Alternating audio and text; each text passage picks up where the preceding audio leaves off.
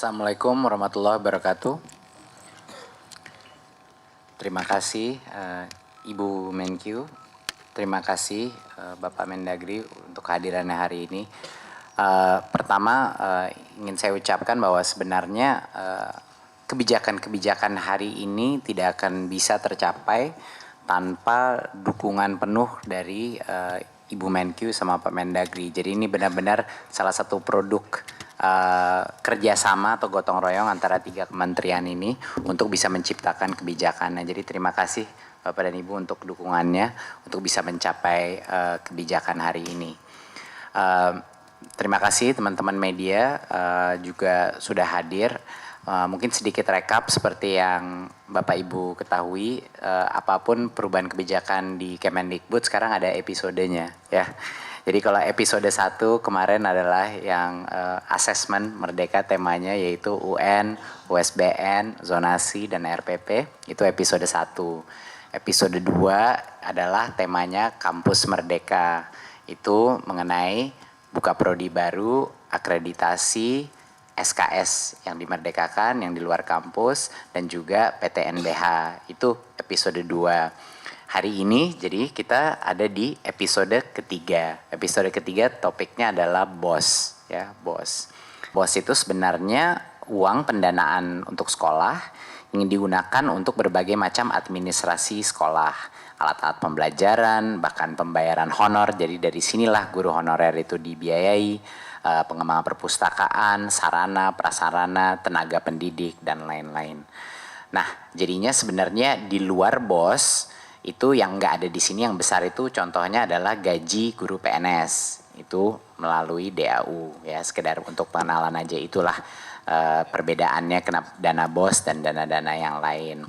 DAK fisik satu lagi adalah untuk bangun-bangun gedung baru, renovasi, rehab, itu DAK fisik ya. Jadi BOS adalah untuk itu. Sekarang uang BOS itu sebelumnya di tahun 2019 itu ditransfer langsung dari Kementerian Keuangan kepada dinas kepada pemerintah provinsi ya, di rekening kas umum daerah ARKUAD pemerintah provinsi. Baru dari situ ditransfer ke masing-masing sekolah. Dan di tahun sebelumnya di tahun 2019 ada beberapa aturan-aturannya seperti pembayaran honor, yaitu untuk guru honorer dibatasi untuk sekolah negeri hanya 15% dari total BOS, dan dimaksimalkan untuk sekolah swasta 30% maksimal yang bisa digunakan untuk guru honorer. Ini salah satu contoh-contoh pembatasannya. Dan yang kedua ada juga pembatasan maksimal 20% dari dana BOS itu yang boleh digunakan untuk pembelian buku-buku textbook dan beberapa peralatan-peralatan kurikulum lainnya ya. Berikutnya. Nah, apa jadi masalah yang dihadapi sekolah-sekolah kita? Nah, setelah berbicara dengan banyak sekali kepala sekolah, banyak sekali guru, banyak sekali kepala dinas, mulai kelihatan ada beberapa pola-pola isu yang dihadapi di lapangan ya. Karena mulai dari sekarang Kemendikbud itu ingin benar-benar fokus kepada end user kita, yaitu sekolah-sekolah ya, sekolah-sekolah kita. Jadi semua permasalahan yang mereka ajukan ke kita itu ingin kita hadapi, ingin kita berikan penyesuaian, penyempurnaan. Yang pertama adalah terjadi di awal tahun sering sekali terlambat menerima BOS. Sering sekali terlambat menerima BOS. Ada yang bisa terlambat sampai 3 bulan, 4 bulan, bahkan ada yang lebih lagi dari itu. Apa dampaknya kepada sekolah? Sekolah tidak punya uang untuk biaya operasional. Jadi apa yang terjadi pada saat ini, tentunya operasi harus terus berjalan kan, biaya operasional harus terus berjalan. Jadinya banyaknya kepala sekolah yang terpaksa menalangi biaya operasional sekolah mereka. Ini ceritanya luar biasa, macam-macam. Ada cerita-cerita kepala sekolah bahkan guru yang menggadaikan motornya, yang menggadaikan barang-barang pribadinya untuk bisa menalangi biaya operasional. Ada cerita-cerita bahwa kepala sekolah harus duduk sama semua orang tua murid untuk minjam uang untuk biaya operasional karena memang tidak ada. Nah, karena ini sifatnya administratifnya makan waktu dan makan lama dan karena uangnya itu tidak langsung. Dan ini sangat mengganggu proses pembelajaran siswanya karena guru-gurunya dan kepala sekolahnya sibuk untuk mencari jalan keluar bagaimana bisa mendanai gitu. Kedua, ada beberapa masalah di alokasi penggunaan. Masalahnya adalah kita memberikan satu aturan maksimal minimal alokasi BOS digunakan, itu semuanya kita tidak melihat satu persatu sekolah itu butuh kebutuhannya apa. Dan sebenarnya di setiap sekolah yang bisa mengetahui apa kebutuhan sekolah itu untuk biaya operasionalnya, itu sebenarnya guru-guru dan kepala sekolahnya sendiri. Mereka yang sebenarnya mengenal sekolah itu butuh apa. Sekolah di Papua, sekolah di Jakarta, sekolah di Maluku, semuanya berbeda-beda sekali. Kebutuhan biaya operasional mereka itu sangat berbeda-beda. Sekarang banyak sekali terjadi guru-guru honorer yang sebenarnya mengabdi dan bekerja begitu keras, mereka tidak bisa mendapatkan penghasilan yang layak. Dan salah satu alasannya adalah karena kita tidak memberikan kebebasan untuk kepala sekolah untuk menentukan biaya bosnya ini akan dikerahkan di mana. Nah, seperti yang pembatasan maksimal 15% untuk sekolah negeri dan 30%. Kami punya banyak sekali sekolah-sekolah di mana mayoritas daripada gurunya itu sebenarnya guru honorer. Dan seperti di sekolah-sekolah seperti ini, situasinya tidak kondusif untuk melimit sebegitu kecil untuk bisa digunakan untuk guru honorer. Banyak sekali juga kepala sekolah tidak punya dana yang cukup untuk membiayai tenaga pendidikan. Bayangkan, di banyak SD-SD kita, banyak sekali kepala sekolah dan guru itu mengerjakan berbagai macam pelaporan dan tugas administratif yang kalau di level SMP dan SMA itu bisa dihandle oleh kepala bagian tata umum, kepala operasional, namanya operatornya dan lain-lain. Nah, ini kadang-kadang tidak cukup biaya. Apa pentingnya tenaga pendidik ini? Bukan guru dia, tapi dia membantu kepala sekolah untuk mengurus semua yang sifatnya administratif, sehingga kepala sekolah itu benar-benar bisa membantu guru-gurunya meningkatkan kualitas pembelajaran di dalam sekolah, membina orang tua, dan melakukan peningkatan kapasitas daripada pembelajaran di sekolah tersebut.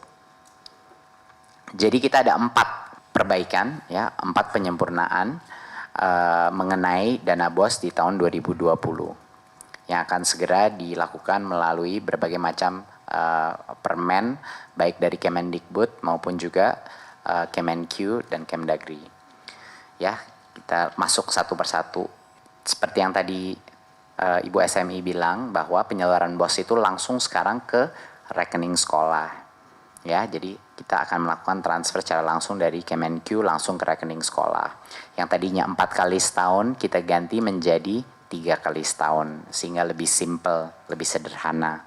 Pelaporannya juga lebih sederhana. Untuk verifikasi datanya sebelumnya ini dilakukan 2 kali setahun dan SK-nya itu ditetapkan per provinsi. Jadi bayangkan ada berbagai macam di 34 provinsi kita ada berbagai macam proses administrasi yang harus diselesaikan, menunggu tanda tangan dari setiap gubernur pun untuk melaksanakan ini. Nah, ini kita permudah, kita simplify menjadi penetapan SK itu dilakukan di Kementerian Pendidikan dan Kebudayaan.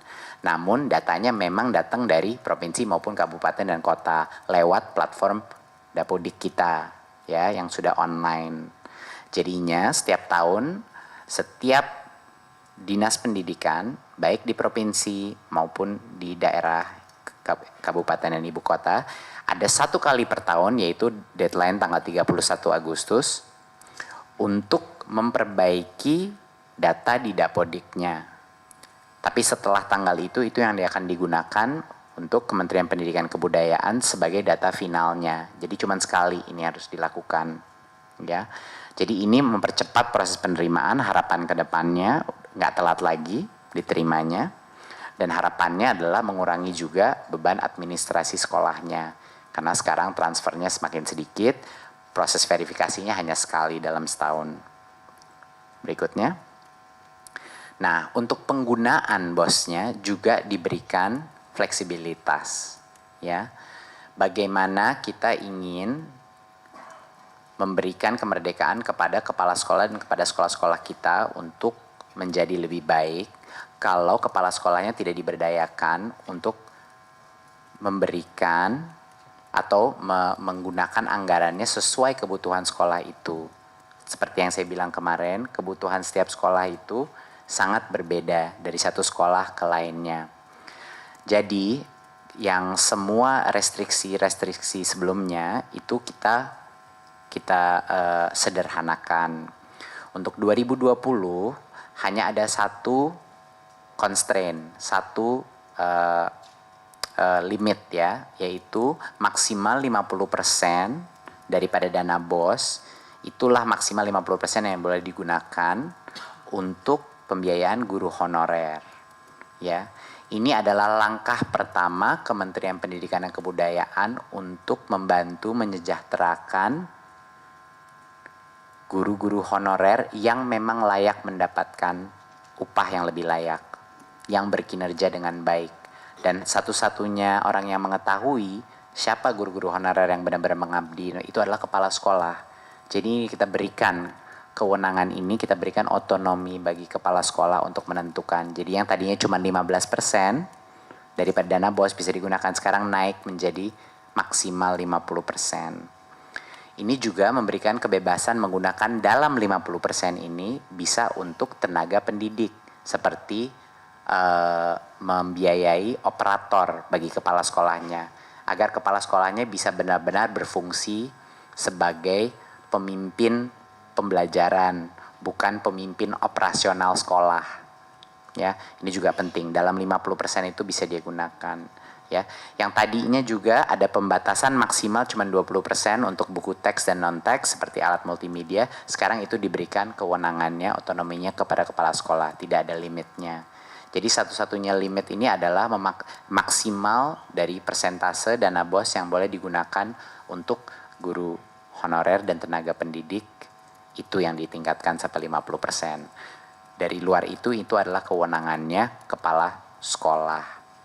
Nah, ini adalah esensi dari Merdeka Belajar. Ini juga esensi dari jawaban pertama Kementerian Pendidikan dan Kebudayaan terhadap banyaknya masukan baik dari guru non-PNS maupun guru PNS yang telah berbicara dengan saya dan bilang banyaknya guru-guru honorer yang mengabdi luar biasa dan yang sebenarnya tidak mendapat upah yang layak. Ini langkah pertama, ini bukan solusi.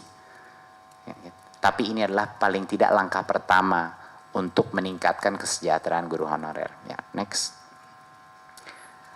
Kabar gembira juga bahwa nilai satuan BOS itu meningkat. Kenapa tadi yang tadi Ibu SMI bilang mengenai peningkatan dari BOS untuk tahun 2020 ini breakdown-nya seperti ini, bahwa yang meningkat itu sebenarnya SD satuan harga satuannya untuk SD, SMP dan SMA sudah naik. Ya, untuk tahun ini perubahan dari tahun 2019 ke 2020. Ya, jadi dari total unit cost-nya itu naik. Ya, jadi akan ditingkatkan. Berikutnya. Nah, tidak berarti bahwa kalau kita memberikan otonomi, kita memberikan fleksibilitas, bukan berarti akuntabilitas dan transparansi tidak menjadi penting, malah menjadi lebih penting. Transparansi dan akuntabilitas menjadi lebih penting. Ya, semakin besar, semakin banyak diberikan kebebasan dalam alokasi penggunaannya, semakin tinggi harus transparansi dan akuntabilitasnya. Ya, jadi yang dimana 2019 itu kami hanya menerima sekitar 53% daripada sekolah itu melaporkan melewat sistem online kita penggunaan BOS-nya itu seperti apa yang sampai di Kemendikbud. Mulai 2020 itu adalah suatu kondisi untuk penerimaan. Jadinya kalau misalnya setelah tadi kan kata Ibu Menkyu bahwa kalau kita ada 3 kali penyaluran. Kalau Kemendikbud tidak menerima laporan BOS tersebut lewat via online, seperti di situ websitenya, pada tahap pertama dan kedua, yang ketiga tidak akan ditransfer BOS-nya. Jadinya kita harus ada 100% dari semua sekolah melakukan pelaporan lewat online untuk bisa menerima yang kiriman terakhir, yang ketiga.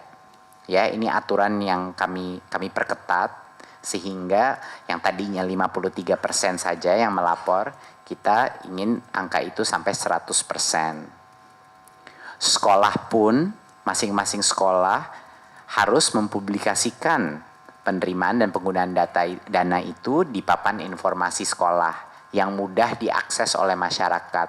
Ini bagian dari kebijakannya. Jadinya bukan hanya kementerian saja yang bisa melihat hasil laporannya, tapi juga masyarakat di sekitar sekolah, komunitas, orang tua bisa melihat dana BOS itu digunakan untuk apa. Ya, ini untuk meningkatkan transparansi. Ya, harapan kami adalah dengan memberikan fleksibilitas dan kebebasan untuk kepala sekolah menentukan apa yang dia ingin biayai, bahwa pelaporannya pun lebih akurat. Apa yang dilaporkan untuk apapun tuh lebih akurat. Jadi kita bisa menganalisa, mengevaluasi, dan melakukan kebijakan lainnya dengan cara yang lebih baik. Berikutnya. Ya, saya kira dari sini saja, dari yang perubahan-perubahan untuk episode ketiga kita kali ini. Ada mungkin beberapa poin terakhir adalah untuk sekedar mengingatkan bahwa kedepannya sebenarnya arah yang kita inginkan untuk dana BOS ini adalah melalui platform teknologi. Ini sangat penting. Kedepannya yang akan kami lakukan juga sedang dalam proses perencanaan itu adalah bagaimana kita bisa menggunakan teknologi untuk meningkatkan transparansi daripada penggunaan dana BOS. Dan teknologi inilah yang akan kami gunakan untuk juga meningkatkan kualitas pengadaan, transparansi pengadaan untuk semua sekolah-sekolah di Indonesia untuk dana BOS-nya. Jadi ke depannya tentunya solusinya yang terbaik itu di teknologi, tapi itu yang sedang dirancang. Jadinya itu mungkin akan makan lebih banyak waktu untuk mendesain, tapi itu yang sedang kami lakukan di Kementerian Pendidikan dan Kebudayaan. Dan yang kedua adalah kami sangat senang juga bahwa dari dana desa pun akan melakukan transfer yang langsung. Karena salah satu ambisi dari Kementerian Pendidikan dan Kebudayaan dengan program Kampus Merdeka adalah untuk bisa sebanyak mungkin mahasiswa dengan tim-timnya mereka turun ke desa-desa dan dengan 1 full semester maupun 2 semester bisa melakukan perbaikan infrastruktur, perbaikan kualitas SDM, proyek-proyek di desa untuk mendukung proyek-proyek dana desa untuk meningkatkan kualitas output daripada pendanaan dana desa tersebut dan juga menjadi pembelajaran bagi mereka dan juga penguatan karakter agar mereka tahu seperti apa rakyat Indonesia di desa itu hidup. Jadi ini sangat berkait dan akan sangat relevan sebenarnya untuk penguatan jiwa kepemimpinan mahasiswa-mahasiswa kita. Terima kasih. Assalamualaikum warahmatullahi wabarakatuh.